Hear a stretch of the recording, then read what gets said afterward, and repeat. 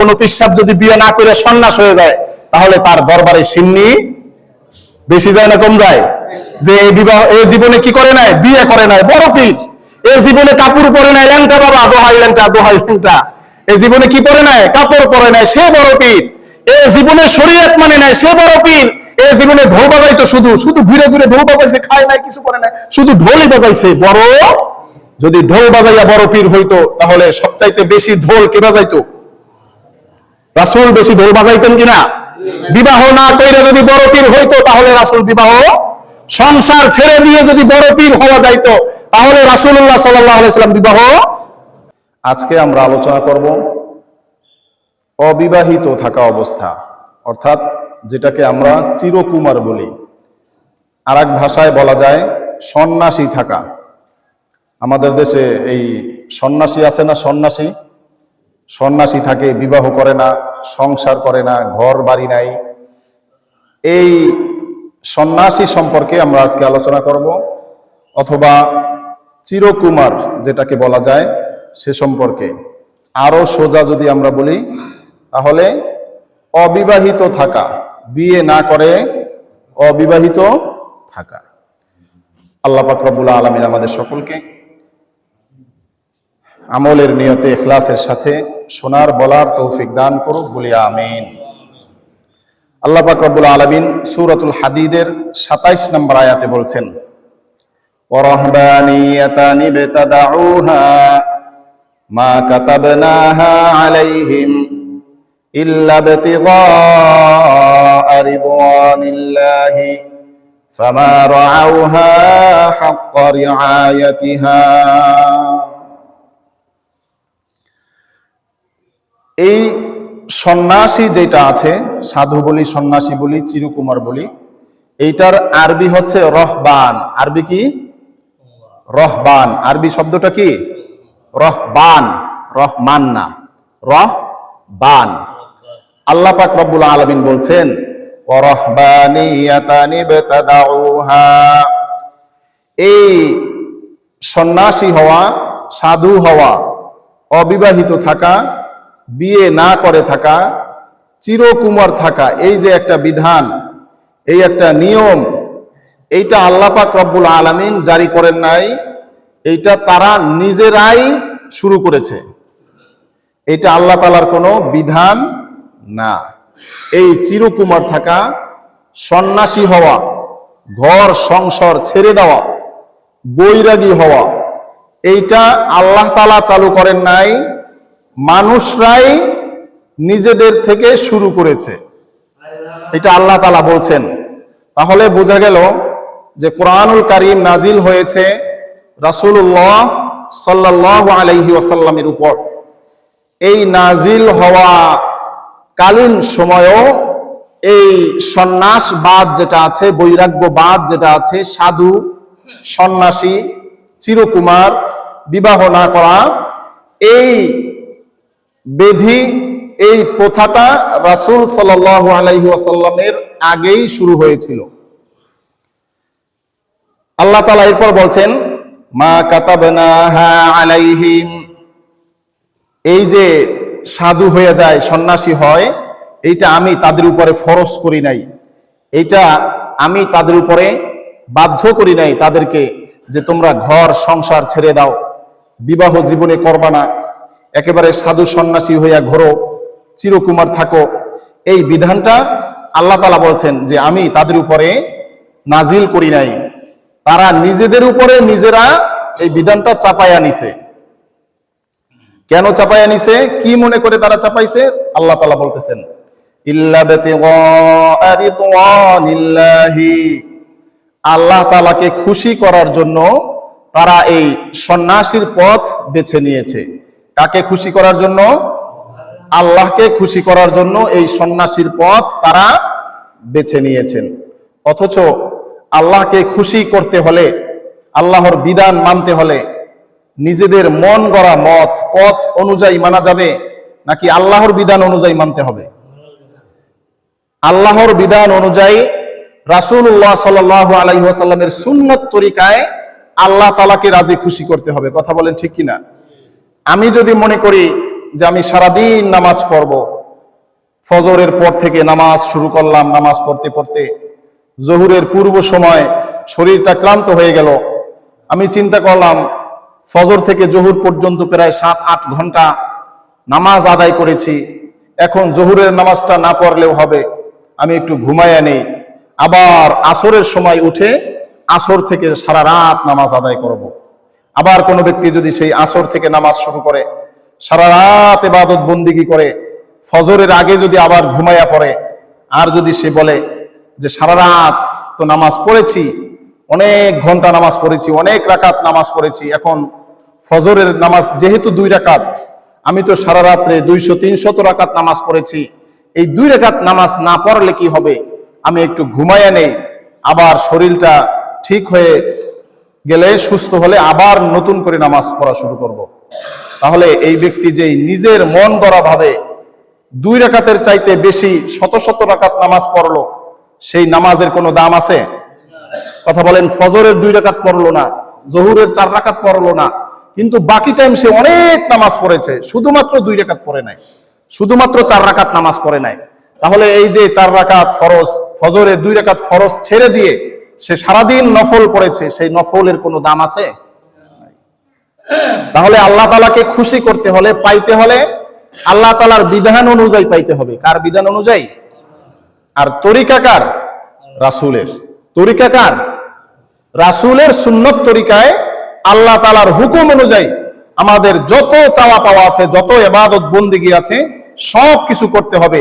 যদি আল্লাহ তাআলার হুকুম অনুযায়ী নবীজির সুন্নত তরিকায় আমাদের ইবাদত গুলো করতে পারি, তাহলেই আমরা আল্লাহ তাআলাকে রাজি এবং খুশি করতে পারবো। কথা বলেন ঠিক কিনা? আর যদি আল্লাহ তাআলার হুকুম না মেনে, রাসূলের সুন্নত তরিকায় না এসে নিজের মন গড়া, কার মন গড়া?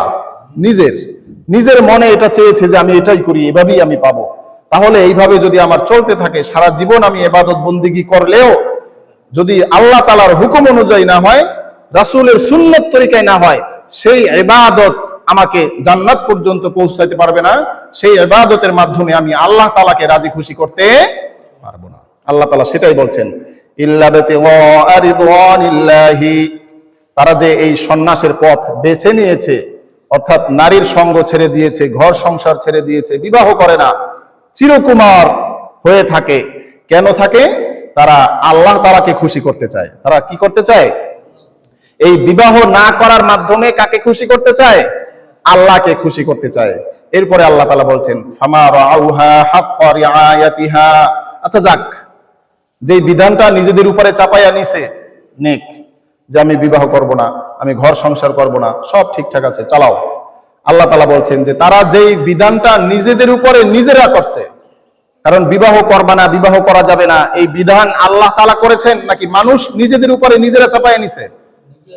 মানুষ নিজেরা নিজেদের উপরে চাপাইয়া নিছেন। আল্লাহ তাআলা বলছেন যে নিজেদের উপরে যে বিধান নিজেরা জারি করেছে, সেই বিধানও তারা সঠিকভাবে পালন করে না। ফামা রাউহা হাক্কা রিআয়াতিহা। যেইভাবে নিজেদেরকে সংযম করা উচিত ছিল, তারা সেইভাবে নিজেদেরকে সংযম করে নাই। এটা হচ্ছে সূরা হাদীদের আয়াতের একটা অংশ বিশেষ। আজকে আমাদের যে আলোচনা আছে সেটা হচ্ছে বৈরাগ্য অথবা সন্ন্যাস, সংন্যাস অথবা বৈরাগ্য অথবা সংসার বিরাগী। এটার আরবি হলো রহবান। আরবি কি? রহবান। আল্লাহ তাআলা এখানে সেই রহবান শব্দই উল্লেখ করেছেন। সম্মানিত মুসল্লিয়ান কিরাম, আজকে আমরা এই রহবানের উপরে সামান্য আলোচনা করব। 1 নম্বর আলোচনা করব এই সন্ন্যাসী কাকে বলে, রহবান কাকে বলে। 2 নম্বর হচ্ছে এই সন্ন্যাসের আবিষ্কারক আসলে কারা। এই সংসার বিরাগী থাকা, সংসার ছেড়ে দেওয়া, পাগলের মতো হয়ে ঘুরে বেড়ানো, সংসারের খোঁজ খবর না রাখা, বিবাহ শাদী না করা, চিরকুমার থাকা, সাধু সন্ন্যাসী হয়ে যাওয়া, এই যে একটা মত, এই যে একটা তত্ত্ব, এটা আসলে কারা আবিষ্কার করেছে। 3 নম্বর আলোচনা হবে যুগে যুগে এই সন্ন্যাসের নাম দিয়ে সন্ন্যাসীরা কি কি অপকর্ম করেছে। কারণ ওলামায়ে কেরাম আমাদের দেশে আছে, ভালো আলেমও আছে, খারাপ আলেমও কি আছে কি নাই? মুসল্লি, নামাজ পড়নেওয়ালা মুসল্লিও আছে, জোতা চুরি করনেওয়ালাও মুসল্লি আছে, ভালো হজ করন্যা হাজি আছে, অর্থাৎ যারা শুধু হজ করে বাইতুল্লাহ জিয়ারত করে শুধুমাত্র আল্লাহ তাআলার জন্য। কার জন্য? আর কিছু জিয়ারতকারী আছে যারা স্বর্ণের ব্যবসা করে। কিসের ব্যবসা করে? সৌদি আসা যাওয়ার জন্য স্বর্ণের ব্যবসা করে, হজে যায়, ওমরা করে, কিন্তু আসার সময় স্বর্ণের কিছু বার নিয়ে আসে। তাদের ব্যবসাই হচ্ছে স্বর্ণের ব্যবসা। উদ্দেশ্য হচ্ছে ব্যবসা করা, আর অজুহাত হচ্ছে হজ করা। অজুহাত কি? অজুহাত হজ করা। এরকম এই কিছু মানুষ আমাদের দেশে এখন পর্যন্ত আছে, থাকবে, যাদের উদ্দেশ্য হচ্ছে অন্য কিছু। উদ্দেশ্য কি? কিন্তু বেশ ভূষা তারা ধারণ করে সন্ন্যাসীর, ফকির, পাগল, পীর, আউলিয়ার ভেষ ধরে, কিন্তু তাদের মতলব থাকে আলাদা। মতলব কি থাকে? আলাদা। সম্মানিত হাজরিন, রোহবান অর্থ হচ্ছে বিরত থাকা। কি থাকা? সংসার ত্যাগ করা। সংসার না করা। সংসার না করা। তাফসীরের ভিতরে এসেছে আল্লাহ তাআলার ভয়ে প্রকম্পিত হয়ে। কার ভয়ে? কার ভয়ে? আল্লাহ তাআলার ভয়ে প্রকম্পিত হয়ে সংসার ছেড়ে দেওয়া। কি ছেড়ে দেওয়া? সংসার ছেড়ে দেওয়া। সেটাকেই বলা হয় রুহবান। সংসার বিরাগী, বৈরাগী, সন্ন্যাসী। এটা হচ্ছে একটা অর্থ। আরো এটার অনেক রকমের অনেক অর্থ আছে। সংসার না করা, বিবাহ না করা, দুনিয়াবি কোনো কাজ না করা, অর্থাৎ দুনিয়া একেবারে ছেড়ে দেওয়া। দুনিয়া কি করা? একেবারে ছেড়ে দেওয়া। বিবাহ না করা, নারীর সঙ্গ গ্রহণ না করা, নারীর আশেপাশে না যাওয়া, অর্থাৎ দুনিয়ার যত কিছু আছে সব কিছু একেবারে ছেড়ে দেওয়া। বিশেষ করে বিবাহ না করা। বিশেষ করে বিবাহ না করা। এইটা হচ্ছে রহবান এর অর্থ। এখন আমাদের একটা প্রশ্ন থাকতে পারে, আমাদের দেশে যত আউলিয়া কেরাম এসেছেন দিন প্রচার করার জন্য, এবং যেই সকল আউলিয়া কেরাম আমাদের দেশে আসেন নাই, পৃথিবীর আনাচে কানাচে বিভিন্ন সময় বিভিন্ন যুগে ইসলাম প্রচার করেছেন, তাদের ভিতরে অনেক আউলিয়া কেরাম আছেন, সুফি দরবেশ আছেন, আল্লাহর ওলি আছেন, যারা অনেকেই সংসার করে নাই। আছে কি নাই? আছে। সেই আউলিয়া কেরামদের যে সংসার বিরাগী, সেটাকে রোহবান বলা হয় না, সেটাকে বলা হবে জুহুদ। সেটাকে কি বলা হয়? জা হা বাল, জুহুদ। কি বলে আবার বলেন তো? জুহুদ। এটা আমি আগে ভেঙে দিচ্ছি। আজকের আলোচনাটা একটু বিশেষ করে খেয়াল করেন। যদি একটু এদিক সেদিক হয় তাহলে হয়তোবা একটু ভুল ধারণা তৈরি হতে পারে। প্রথমে আমি বলেছি যে সংসার করে না। কি করে না? ঘর নাই, বাড়ি নাই, সংসার নাই, বউ নাই, মেয়ে নাই, ছেলে নাই, কিছু নাই। তাদেরকে আল্লাহ তাআলা বলেছেন রোহবান। আর যদি তারা গোমরা হয়ে থাকে, কারণ এই রোহবান অর্থাৎ সংসার বিরাগী হওয়ার জন্য আল্লাহ তাআলা আদেশ করেন নাই। আল্লাহ তাআলা কি করেন নাই? এটা মানুষ নিজেরা নিজেদের উপরে জারি করছে, নিজেদের উপরে নিজেরা চাপায়া নিছে। এখন এটা যদি হয়েই থাকে, তাহলে আমাদের যত আউলিয়া কেরাম আছেন তারা কি হবে? তাদের অর্থটা হবে জুহুদ থেকে। কি থেকে? দুনিয়া বিরাগী। দোনোটাই ঠিক আছে। দোনোটাই কি আছে? ঠিক আছে। একটা হচ্ছে ইসলামকে ছেড়ে দিয়ে। কি ছেড়ে দিয়ে? জোরে বলেন, কি ছেড়ে দিয়ে? শরিয়াহ ছেড়ে দিয়ে। কি ছেড়ে দিয়ে? সুন্নাত ছেড়ে দিয়ে। কি ছেড়ে দিয়ে? নিজের ইচ্ছা মতো। নিজের কি মতো? জোরে বলেন, নিজের কি মতো? শয়তানের মতো। কার মতো? নিজের ইচ্ছা মতো, শয়তানের পথ দেখানো অনুযায়ী, শয়তান যেইভাবে মনের ভিতরে ওয়াসওয়াসা দেয় সেইভাবে নিজে সাধনা করা। কথা কি বুঝতে পেরেছেন? নিজের ইচ্ছা মতো, মানে নিজের উদ্দেশ্য থাকে আল্লাহকে খুশি করা। উদ্দেশ্য কি? উদ্দেশ্য কি? আল্লাহকে খুশি করা, কিন্তু পথ আল্লাহর না। পথ কার না? তরিকা রাসূলের না। তরিকা কার না? রাসূলের না। বুদ্ধি দেয় শয়তানে। বুদ্ধি কে দেয়? কিন্তু ইচ্ছা আকাঙ্ক্ষা থাকে যে আল্লাহকে আমি কি করব? খুশি করব। আল্লাহকে কি করব? আমাদের দেশের যারা মূর্তি পূজা আছে, পূজক আছে, হিন্দু সম্প্রদায়, তারা যে পূজা করে, আরাধনা করে, তারা মূলত একজনকে খুশি করার জন্য করে। কি করে না? তারা যে দান সৎকা করে, হিন্দুরা দান সৎকা করে না? মানুষকে সাহায্য সহযোগিতা করে না? সব কিছু করে। হিন্দুদের সন্ন্যাসী আছে, ঠাকুর আছে, যাই আছে, তাদের যত কিছু প্যাটার্ন আছে ইবাদতের, তারাও কিন্তু একজনকে খুশি করতে চায়। স্রষ্টাকে তারা কি খুশি করতে চায় কি চায় না? চায়। কিন্তু তাদের সেই খুশি করার পদ্ধতি, সেটা কি কোরআন অনুযায়ী আছে? শরিয়া অনুযায়ী আছে? ইসলাম অনুযায়ী আছে? রাসূলের সুন্নত অনুযায়ী আছে? নাই। কিন্তু তারাও ইবাদত করে কি করে না? ইবাদত তারাও করে। খ্রিস্টান যারা আছে তারাও ইবাদত, ইহুদি যারা আছে তারাও ইবাদত, বৌদ্ধ যারা আছে তারাও ইবাদত, জৈন যারা আছে তারাও ইবাদত, সবাই ইবাদত করে। কিন্তু ইবাদতের তরিকা হওয়া লাগবে কার? রাসূলের। ইবাদতের তরিকা হওয়া লাগবে কার? আর হুকুম হওয়া লাগবে কার? আল্লাহর হুকুম অনুযায়ী, রাসূলের সুন্নাত তরিকায় ইবাদত করতে হবে।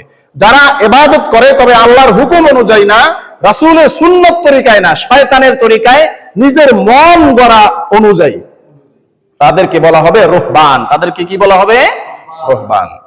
আর যে সকল আউলিয়ায়ে কেরাম, উলামায়ে কেরাম, তারাও সাধনা করেন, তারাও মুশাহাদা করেন, ইবাদত বন্দেগীর সর্বোচ্চ স্তরে যাইয়া তারাও পৌঁছান। কিন্তু তাদের সেই মুজাহাদা, তাদের সেই কষ্ট ক্লেশ, এটাকে বলা হবে জুহুদ। এটাকে কি বলা হবে? জুহুদ। সম্মানিত হাজিরিন, তাহলে আজকে আমাদের আলোচনা কি বিষয় হচ্ছে বলেন তো? বৈরাগ্য। কি? সন্ন্যাসী। কি সম্পর্কে? সন্ন্যাসী। মূল আলোচনাটা হচ্ছে অবিবাহিত থাকা, চিরকুমার থাকা, অর্থাৎ নারীর সঙ্গ না নেওয়া। এই যে পদ্ধতিটা, এই যে থিওরিটা, এই যে মতবাদটা, এটা আসলে আল্লাহ তাআলা আমাদেরকে দেন নাই। আল্লাহ তাআলা আমাদেরকে দেন নাই। এটা মানুষ নিজেরা নিজেদের উপরে চাপায়া নিছে। কথা কি বুঝতে পেরেছেন? তাহলে এই বৈরাগী অথবা সন্ন্যাসী কাদেরকে আমরা বলবো? যারা ইবাদত করে। ঠিক আছে, ইবাদত কি? ইবাদত কিন্তু আল্লাহর হুকুমে না, আল্লাহর হুকুম অনুযায়ী না, রাসূলের সুন্নত তরিকায় না, শরিয়াহ মোতাবেক না, কিন্তু ইবাদত করে। এদেরকে আল্লাহ তাআলা রুহবান বলেছেন। সম্মানিত মুসল্লিয়ানে কেরাম, সূরা হাদীদের 27 নম্বর আয়াতে আল্লাহ তাআলা এই রুহবান সম্পর্কে আলোচনা করেছেন।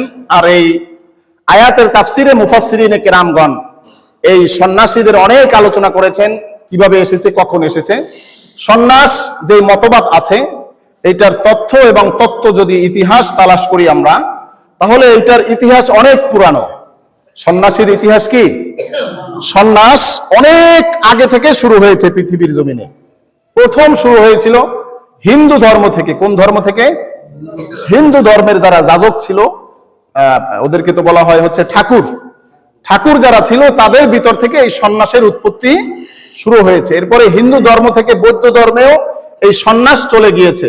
বৌদ্ধ ধর্ম থেকে জৈন ধর্মেও এই সন্ন্যাসীর প্রভাব চলে গিয়েছে। সর্বশেষ যেটা নবী মুহাম্মদুর রাসূলুল্লাহ সাল্লাল্লাহু আলাইহি ওয়াসাল্লামের আগে শুরু হয়েছে, হযরত ঈসা আলাইহিস সালাতু ওয়াস সালামের পরবর্তী সময়। কার পরবর্তী সময়? ঈসা আলাইহিস সালাতু ওয়াস সালামের পরে, মুহাম্মদ সাল্লাল্লাহু আলাইহি ওয়াসাল্লামের আগে।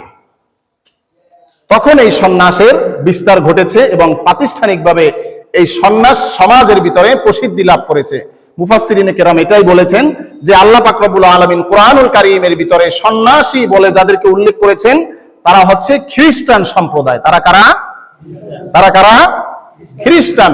তাহলে কোরআন অনুযায়ী আমরা যদি ইতিহাস গবেষণা করি, তাহলে আমরা পাবো এই যে সন্ন্যাসীর রূপরেখা, যে বিবাহ না করে হাত পাও ছেড়ে দিয়ে, সংস্কার ছেড়ে দিয়ে, সব ছেড়ে দিয়া আল্লাহর ইবাদতে মশগুল হওয়া, এইটা কাদের থেকে শুরু হয়েছে? খ্রিস্টানদের থেকে। কাদের থেকে? খ্রিস্টানদের থেকে।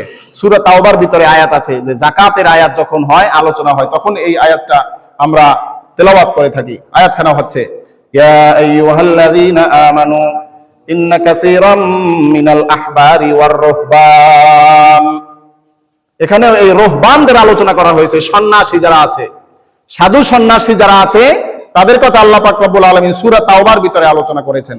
আর মুফাসসিরিনে কেরাম সেখানেও বলেছেন যে এই রুহবান বলে আল্লাহ তাআলা খ্রিস্টানদেরকে বুঝাইছে। কাদেরকে বুঝাইছেন? জোরে বলেন, কাদেরকে বুঝাইছেন? তাহলে এই যে সন্ন্যাসীর বেশ ধরা, বিবাহ না করা, চিরকুমার থাকার যে থিওরি, প্রাতিষ্ঠানিক যে রূপ, এটা কাদের থেকে শুরু হয়েছে কোরআন অনুযায়ী? খ্রিস্টানদের থেকে। কাদের থেকে? খ্রিস্টানদের মাধ্যমে এইটার একটা বিস্তার হয়েছে, এটার প্রসিদ্ধি লাভ করেছে।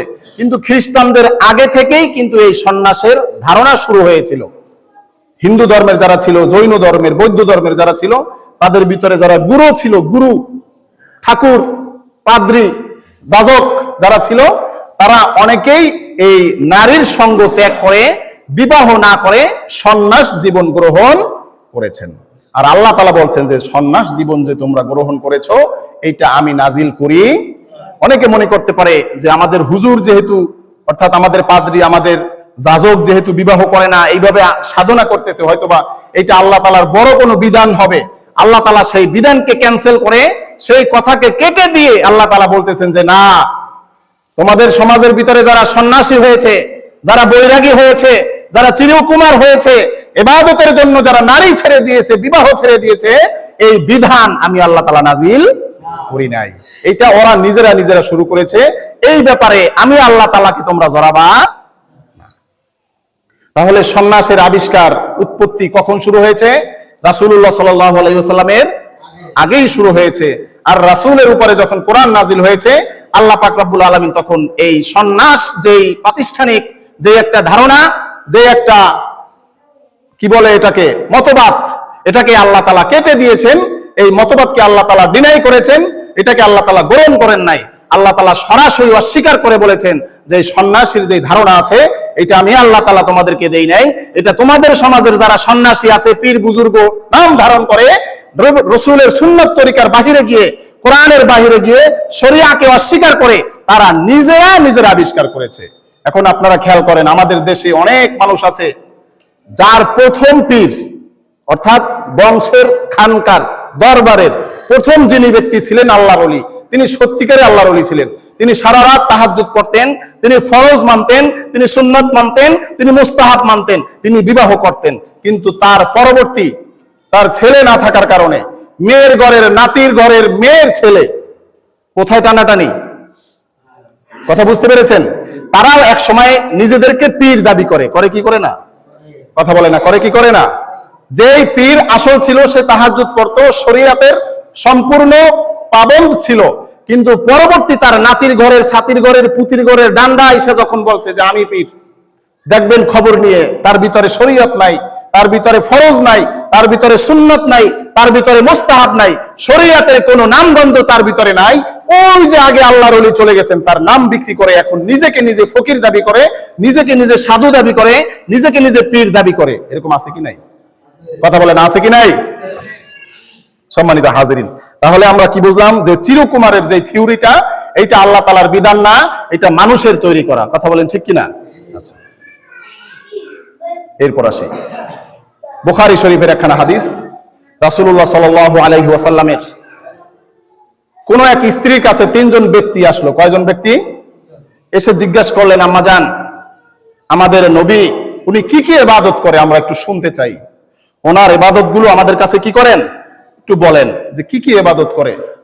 আম্মা জান সেই তিনজন ব্যক্তির কাছে রাসূলুল্লাহ সাল্লাল্লাহু আলাইহি ওয়াসাল্লামের ইবাদত গুলো বর্ণনা করলেন, যে রাসূল নামাজ পড়েন, এইটা করেন, সেটা করেন, যত ইবাদত আছে সবকিছু ওই তিন ব্যক্তির কাছে বললেন।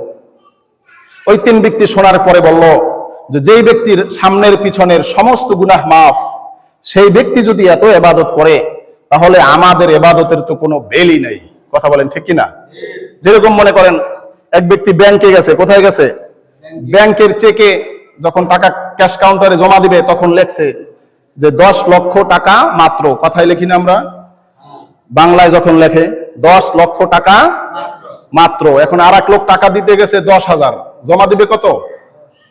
কথা খেয়াল করেন, এক ব্যক্তি 10 লক্ষ টাকা লেখা সামনে কি লেখছে? মাত্র।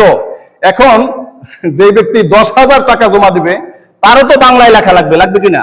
এখন সে লেখছে 10,000 টাকা কিছু না, 10,000 টাকা কিছু না। এখন দুইটা চেক যখন ক্যাশিয়ার সাহেবের হাতে গেছে, উনি বললেন যে এই চেকটা কার? বলছে যে আমার। বলছে যে এখানে লেখার পরে আপনি কিছু না কেন লেখছেন? কয় স্যার, আমি চিন্তা করলাম যার 10 লক্ষ টাকা আছে, তারটা যদি মাত্র হয়, তাহলে আমারটা তো কিছুই না। আমারটা কি? কিছুই না। সেই তিনজন সাহাবী আম্মা জানের কথা শুনে বললেন যে যার আগের পিছনের সমস্ত গুনাহ মাফ, তার ইবাদতের হালত যদি এটা হয়, তাহলে আমাদের ইবাদত কি?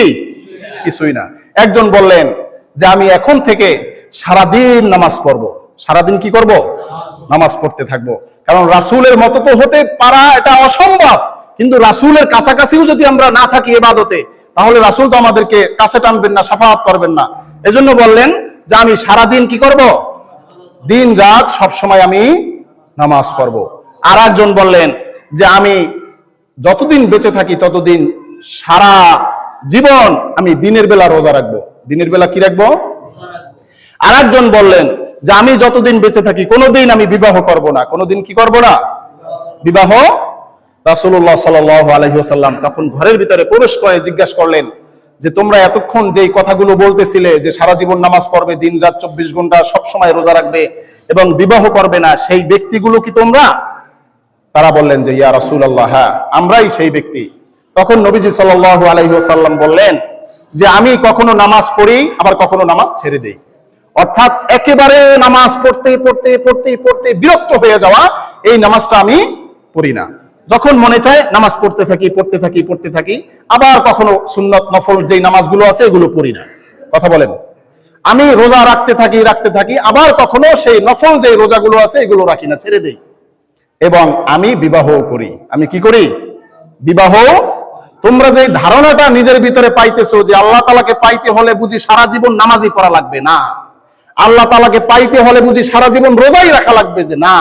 আল্লাহ তাআলাকে পাইতে হলে মনে হয় বিবাহ করা যাবে না, তোমাদের এই থিওরিটা ভুল।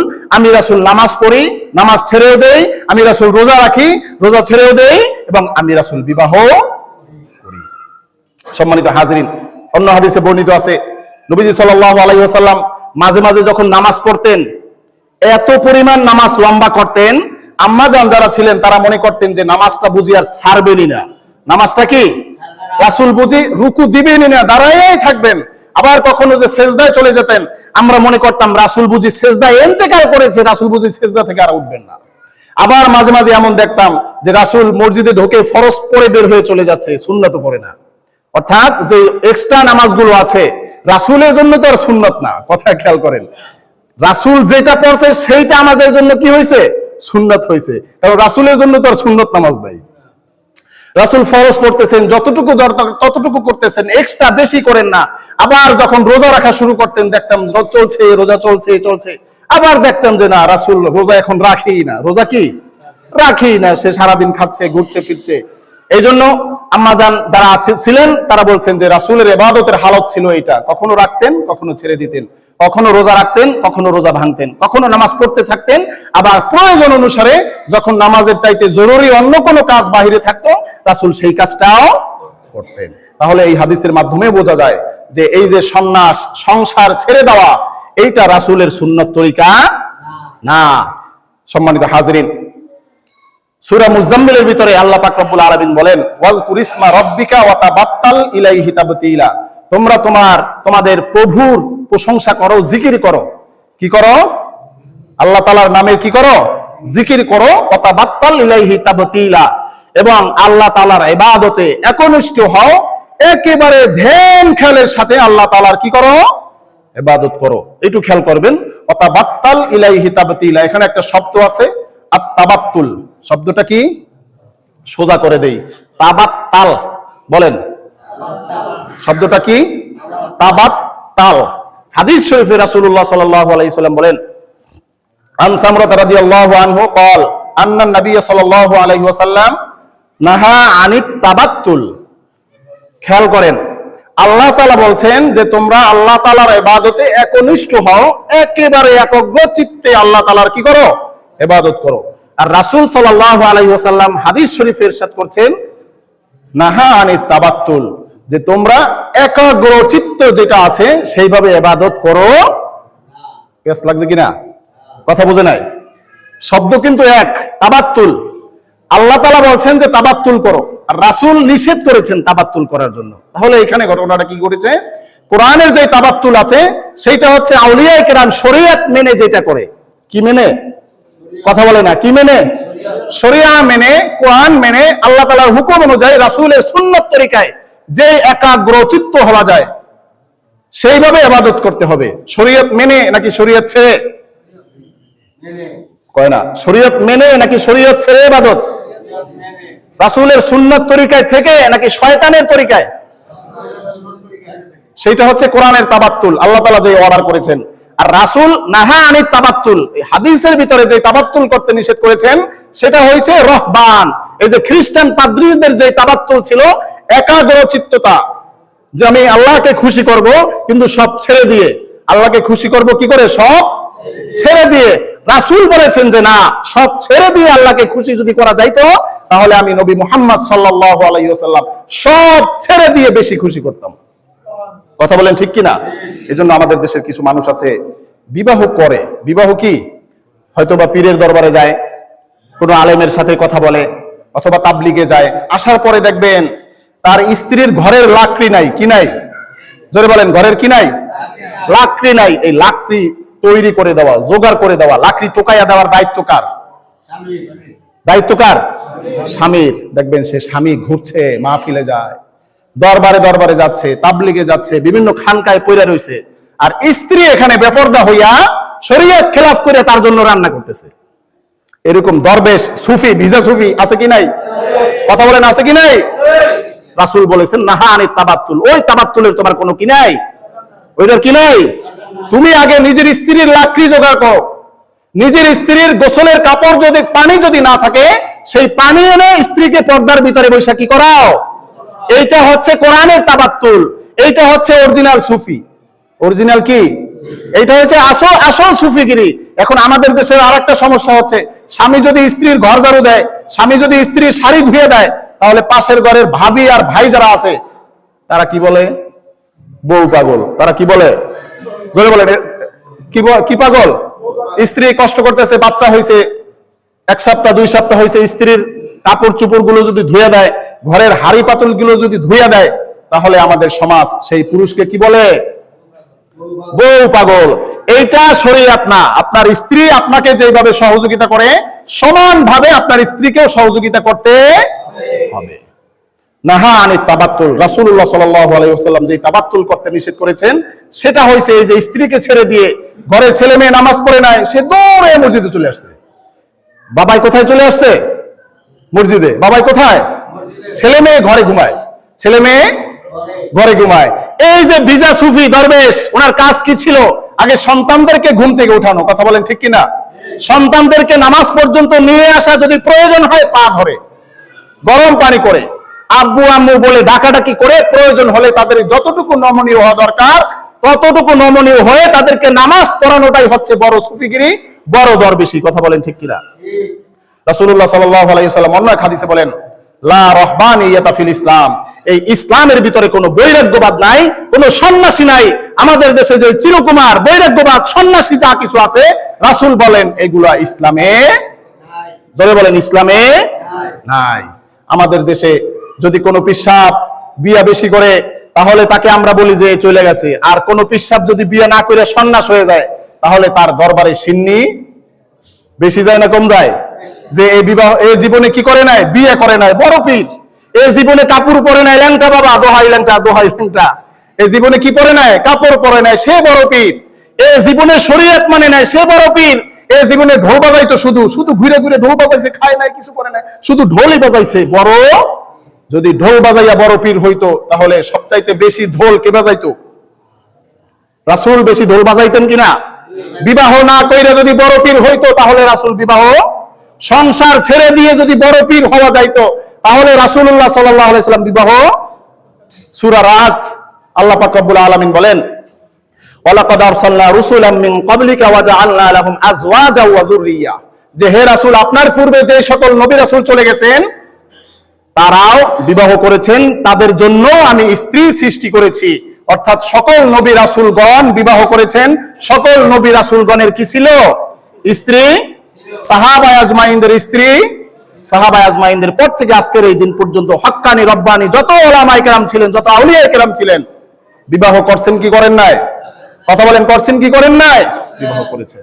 আজকের দিনে যারা এই সন্ন্যাস, যারা এই বৈরাগ্য, যারা এই পীর ফকির নাম বেশ ধারণ করে নিজেদেরকে সন্ন্যাসী বলে প্রচার করে, দেখবেন তাদের বিভিন্ন মাজারে নারীদেরকে ধর্ষণ করা হয়, তাদের বিভিন্ন মন্দিরে, বিভিন্ন গির্জায় নারীদেরকে শ্লীলতাহানি করা হয়, নারীদের ইজ্জত আবরু লুণ্ঠন করা হয়। কথা বলেন ঠিক কিনা? এই জন্য সম্মানিত হাজিরিন, আল্লাহ পাক রব্বুল আলামিন আমাদের জন্য যে বিধান দিয়েছেন সেই বিধান অনুযায়ী আমাদেরকে আমল করে আল্লাহ তাআলাকে পাইতে হবে। আল্লাহ তাআলার হুকুম ছাড়া শয়তানের তরিকায় আমরা যদি চলাফেরা করি তাহলে ওই ব্যক্তি কোনোদিন পীর হতে পারবে না। ওই ব্যক্তির ইবাদতের মাধ্যমে কশিনকালেও আল্লাহ তাআলাকে পাওয়া সম্ভব না। সম্মানিত হাজিরিন, আমাদের দেশে আজকের এই পর্যন্ত যত জায়গায় যত সন্ন্যাসের উদ্ভব হয়েছে সব জায়গায় খবর নিয়ে দেখবেন তারা শুধু বিবাহ করে না, তারা শুধু কি করে না, শুধু মানে সরা কাবিনে আমরা বলি না আলহামদুলিল্লাহ কবুল, এটাই তো বিবাহ, তাই না? তারা শুধু কবুল বলে না, তারা কি বলে না, বাকি আদার্স যা কিছু প্রয়োজন সব করে। কথা বুঝেন নাই? শুধু কি করে না, কবুল বলে না, কিন্তু সব ভণ্ডামি তারা করে। এই জন্য হাজরিন, যদি কখনো কোথাও দেখেন যে ল্যাংডা হইয়া আইছে পীর, কি হইয়া আইছে, জোরে বলেন কি হইয়া, বড় জট নিয়ে আসছে, বড় কি নিয়া, জট হইলেই যদি ওলি হইতো, সবচাইতে বড় জট কার থাকতো, রাসূলের। এরপরে 4 সাহাবা 4 খলিফার বড় বড় জট থাকতো। এরপর আমাদের দেশে যত আউলিয়া কেরাম ওলামায়ে কেরাম আছেন প্রত্যেকের দরবারে গেলে সোনাকান্দা বলেন, চরমনাই, সারসিনা, এরপরে হচ্ছে এখানে জৈনপুর, বাহাদুরপুর, উজানি সহ যত দরবার আছে সব জায়গায় যায় বড় বড় এক একটা জট পাইতেন। জট আছে এই দরবারে? কোনো জট আছে? জট নাই, ভণ্ডামির কোনো সুযোগ নাই। কিন্তু পীরের আড়ালে, পীরের নাম দিয়ে যারা ফকির, সন্ন্যাস, বৈরাগী, দরবেশ নাম ধারণ করে আমাদেরকে ধোঁকা দেয়, তাদেরকে অবশ্যই আমাদেরকে প্রতিহত করা লাগবে। এই কথা প্রচার করতে হবে যে ইসলামে সন্ন্যাস নাই, ইসলামে বৈরাগ্যবাদ নাই, আল্লাহকে ইবাদত করতে হবে একাগ্র চিত্তে, এটা ঠিক আছে। তবে তরিকা লাগবে কার? রাসূলের। তরিকা লাগবে কার? রাসূলের তরিকায় সংসার করতে হবে। রাসূলুল্লাহ সাল্লাল্লাহু আলাইহি ওয়াসাল্লাম সংসার করেছেন। একদিন আম্মাজান হযরত আয়েশা রাদিয়াল্লাহু তাআলা আনহা বললেন, ইয়া রাসূলুল্লাহ, ইয়া হাবিবাল্লাহ, ওনার ঘরে ঢুকছে, ইবাদত করতেছেন রাসূল। তখন জিজ্ঞাসা করছেন, তুমি কে? আয়েশাকে রাসূল কি জিজ্ঞাসা করতেছেন, তুমি? আচ্ছা বলেন, রাসূলুল্লাহ সাল্লাল্লাহু আলাইহি ওয়াসাল্লাম আয়েশা কি চিনেন না? স্ত্রীকে চিনেন না? জিজ্ঞাসা করতেছে তুমি কে? বলছে আমি আয়েশা। কয় আয়েশা কে? কয় আমি আপনার স্ত্রী। আমার স্ত্রী কে? কয় আবু বকরের কন্যা আমি। এরপরে রাসূলুল্লাহ সাল্লাল্লাহু আলাইহি ওয়াসাল্লাম কিছুক্ষণ পরে হযরত আয়েশা রাদিয়াল্লাহু তাআলা আনহার সাথে আবার স্বাভাবিকভাবে কথা বললেন। আল্লাহ পাক রব্বুল আলামিনের সাথে ধ্যান খেয়াল করতে হলে সংসার ছাড়তে হয় না। সংসার কি করতে হয় না? সংসারে থেকে, সংসারে ঘর সংসার করে ছেলে সন্তান, আত্মীয় স্বজন, সমাজ সবকিছু খবর রেখে এরপরে আল্লাহ পাক রব্বুল আলামিনের ইবাদতে যতটুকু মনোনিবেশ করা যায় তাতেই আমাদের নাজাতের জন্য ওসিলা হবে। সেটাই আল্লাহ তাআলা বলেছেন, ওয়াজকুর ইসমা রাব্বিকা ওয়া তাবাত্তাল ইলাইহি তাবতীলা। আল্লাহ তাআলার জিকির করো, আল্লাহ তাআলার ইবাদত করো। কোন খেলের সাথে? রাসূল যেভাবে ধ্যান খেলের সাথে করেছেন। কে ধ্যান খেলের সাথে করেছেন? রাসূল। সময় হয়ে গেছে। আল্লাহ পাক রব্বুল আলামিন আমাদের সকলকে এই বৈরাগ্যবাদ যে মতবাদ আছে, এই সন্ন্যাসী যে থিওরি আছে, এই চিরকুমার থাকার যে প্রথা আমাদের দেশে চালু হয়েছে, এরকম একটা নাপাকি মতাদর্শ থেকে, এরকম একটা ইসলাম বিরোধী মতাদর্শ থেকে আল্লাহ তাআলা আমাদের সকলকে হেফাজত করে রাসূলের সুন্নাত তরিকায়, কোরআন অনুযায়ী, সুন্নাহ অনুযায়ী, শরিয়া অনুযায়ী আমাদের সকলকে, আমাদের সকলের ইবাদত, আমাদের সকলের জীবন, আমাদের সকলের পরিবার পরিচালনা করার তৌফিক দান করুক বলি আমিন।